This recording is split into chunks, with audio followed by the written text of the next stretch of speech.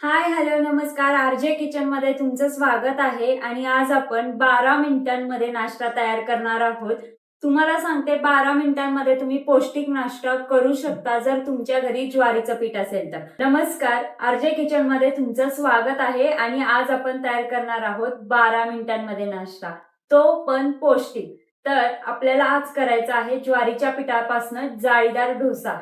तर या जाळीदार डोश्यासाठी आपल्याला जास्त काहीही साहित्य लागणार नाहीये, फक्त ज्वारीचं पीठ आणि पाणी लागणार आहे. बाकीचं साहित्य जे आहे ते आपल्या घरामध्ये अवेलेबल असतं. हा जाळीदार डोसा करण्यासाठी फक्त 12 मिनिटं लागतात. 2 मिनिटं बॅटरसाठी आणि 10 मिनिटं मुरण्यासाठी ठेवून द्यायचं असतं, त्यामुळे जातात. अगदी 12 मिनिटांमध्ये तुम्ही सकाळच्या नाश्ता हा तयार करू शकता, पौष्टिक आणि छान चविष्ट. सुरुवात करूयात आपण आपल्या रेसिपीला. कुरकुरीत जाळीदार ज्वारीचा डोसा तयार करण्यासाठी लागणारं साहित्य: ज्वारीचे पीठ 1 वाटी, रवा 4 टेबलस्पून, तांदूळ पीठ 4 टेबलस्पून, काळी मिरी, हिरवी मिरची, कढीपत्ता, पाणी घ्यायचंय 3 वाटी, जिरे, हळद, धने पावडर, तेल आणि मीठ. चटणीसाठी लागणार आहे ओले खोबरे, शेंगदाणे, हिरवी मिरची, कोथिंबीर, साखर आणि मीठ. आज आपण ज्वारीच्या पिठापासून जाळीदार असे डोसे तयार करणार आहोत, जे की 12 मिनिटात तयार होणार आहेत. तर त्यासाठी आपल्याला लागणार आहे ज्वारीचं पीठ. इथे मी 1 वाटी ज्वारीचं पीठ घेतलेलं आहे. आता वाटी जी आहे ना ती आपल्याला शेवटपर्यंत घ्यायची आहे आणि शेवटपर्यंत घेतली ना तरच तुमचे जे डोसे आहेत ना ते प्रमाणानुसार अगदी जाळीदार होतील. तर ज्वारीचं पीठ इथे मी घेतलेलं आहे. सगळ्यात आधी आपल्याला ज्वारीचं पीठ यामध्ये घालायचं आहे. त्यानंतर मी इथे उपम्याचा रवा घेतला आहे. जाड जो रवा असतो ना तो आपल्याला इथे घ्यायचा आहे 4 चमचे.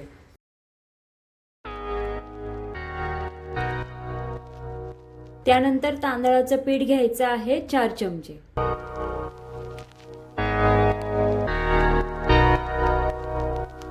दोन इथे बारीक चिरलेल्या हिरव्या मिरच्या घेतल्यात. जिरं घेतलंय. काळी मिरी पावडर घेतलेली आहे. आता काळी मिरी पावडर जी आहे ना तुम्हाला घरीच तयार करायची आहे किंवा बाहेरची सुद्धा तुम्ही बाजारातली घालू शकता, पण अशी दरदरीत नाही का गरम करून काळी मिरी वाटून घेतली ना तर ह्यामध्ये फ्लेवर छान लागतो. अगदी थोडीशी हळद,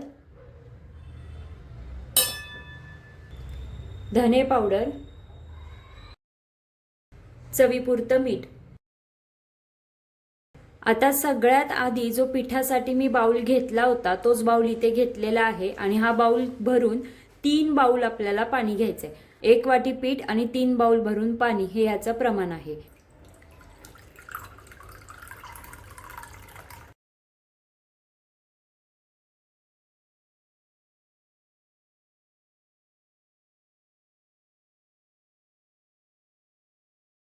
ही अशी याची वॉटरी कन्सिस्टन्सी आपली झाली पाहिजे. बघा असं छान पीठ आहे ना याच्यामध्ये घुसळलं जात आहे आणि तुम्हाला सांगते याची कन्सिस्टन्सी जर ना का पातळ असेल ना तरच याला जाळी पडणार आहे. आता याला मिक्स करून घ्यायचं यामध्ये.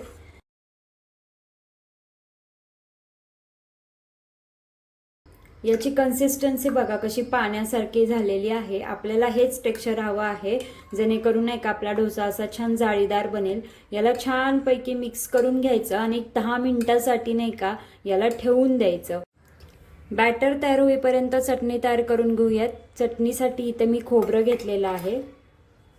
2 चमचे आपल्याला इथे दाण्याचा कूट घेतलेला आहे. तुम्ही भाजलेल्या शेंगदाण्यांचा सुद्धा इथे वापर करू शकता. 3 हिरव्या मिरच्या मी यामध्ये घातलेल्या आहेत. साखर घातली अर्धा चमचा, चवीपुरतं मीठ. भरपूर सारी मी इथे कोथिंबीर घेतलेली आहे ती घातलेली आहे. आणि आपली चटणी नाही का आता ग्राइंड केली की तयार झाली. हे बघा आपली छान अशी नाही का घरगुती, आणि ही चटणी तुम्ही इडली चटणीला सुद्धा वापरू शकता. अशी चटणी मी तयार केलेली आहे डोशासाठी. आपली अगदी 2 ते 1 मिनिटामध्ये ही चटणी तयार होते. तर तुम्ही नक्की एकदा ही चटणी ट्राय करा. सगळ्यात एंडला यामध्ये थोडासा कढीपत्ता ॲड करायचा आहे आणि फ्रेश अशी कोथिंबीर ॲड करायची आहे.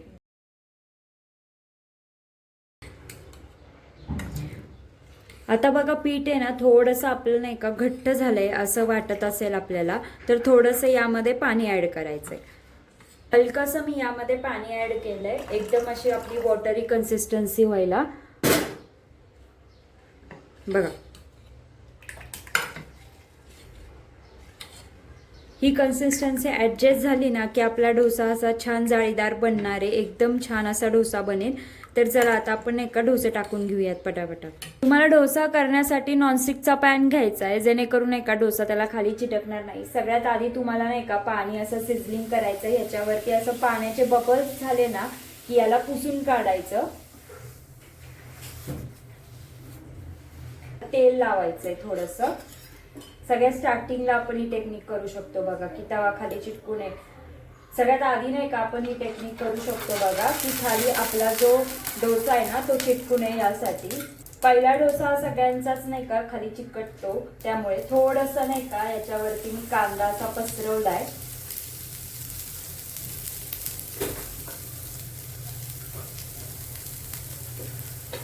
आणि ह्याच्यावरती आता मी नाही का हा डोसा टाकणार आहे.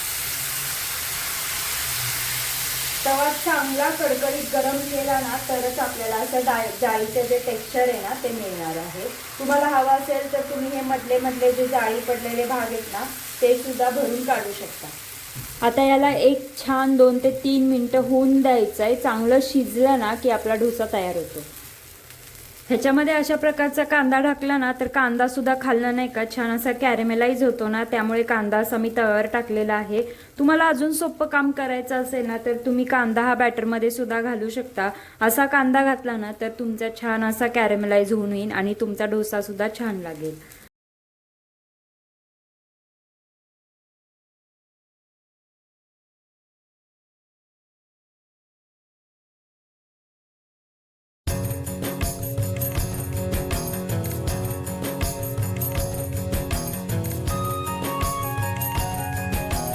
छान असा सगळीकडनं नाही का तो शिजला गेलेला आहे. एकाच साईडने आपल्याला शिजवायचा आहे. 2 मिनिटं लागतात शिजायला. मोठ्या गॅसवरती करायचा याला. छान असा नाही का कुरकुरीत आपला असा डोसा तयार होतो हा.